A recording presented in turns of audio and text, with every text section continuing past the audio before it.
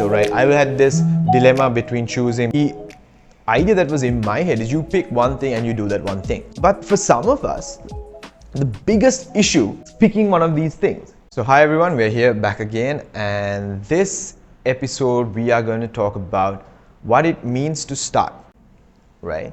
So, what we're going to look at is if you are, let's say you're 14 to maybe somewhere around 18, you're probably still in school, right? You are probably lost and figuring out what you want to do with the rest of your life, right? Because your first exam is a very general exam and you have 9 different disciplines that you will be studying in. So in terms of 9 different subjects, in some areas, maybe 8 in others, in other schools, depends on what you're studying, right? So something that I've come to understand is as you get older, you start specializing more.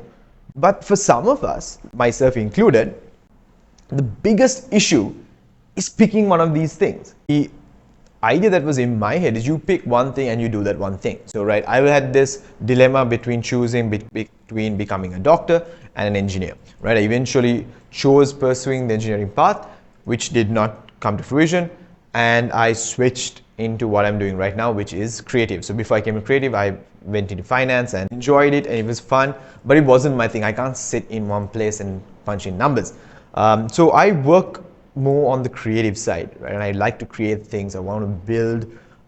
So right now what I do is I work with a lot of startups and I help them create new things and become better and grow, okay, in simple terms.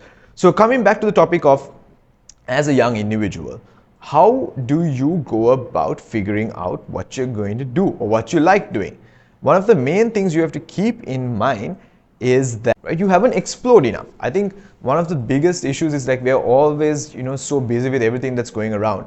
We forget to explore, right? So one thing you could do is actually take some time, right? Maybe every day, maybe once a week, whatever you want to do, and try some new things, right? See if you like working with environmental conservation, if you like building things with your hand, if you like woodworking.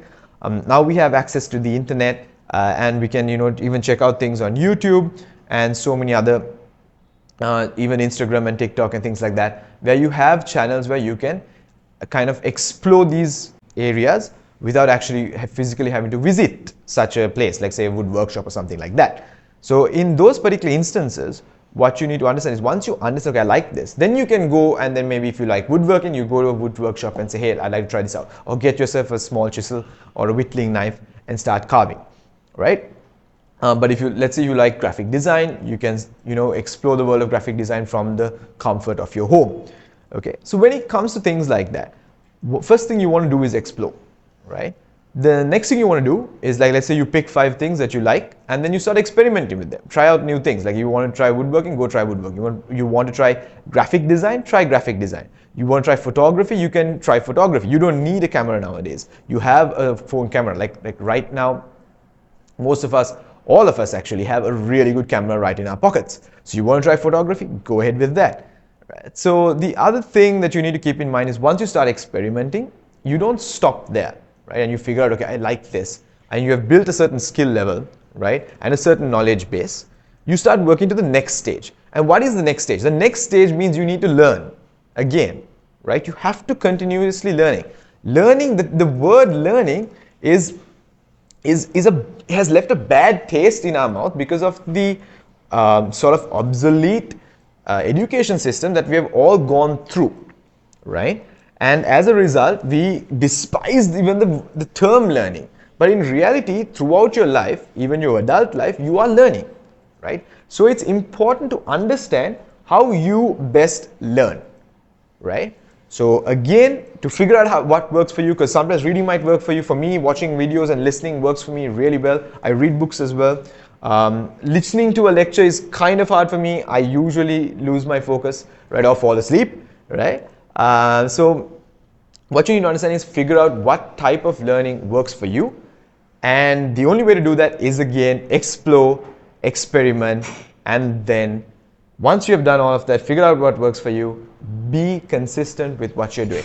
It doesn't have to be one thing. I'll leave you with this last thing. It doesn't have to be one thing. You can pick 3 different things that you're interested in and just continuously do all these 3 things, right? But you figure out how to structure it. Maybe Monday and Tuesday you will work on your painting. Wednesday and Thursday you will work on graphic design, or you want to go-karting, or you want to build a bike, or whatever it is, or you want to cycle, right? Maybe Saturday, Sunday you maybe travel and take photographs, right? That's up to you. So with that, we'll wrap this up and we'll see you on the next episode.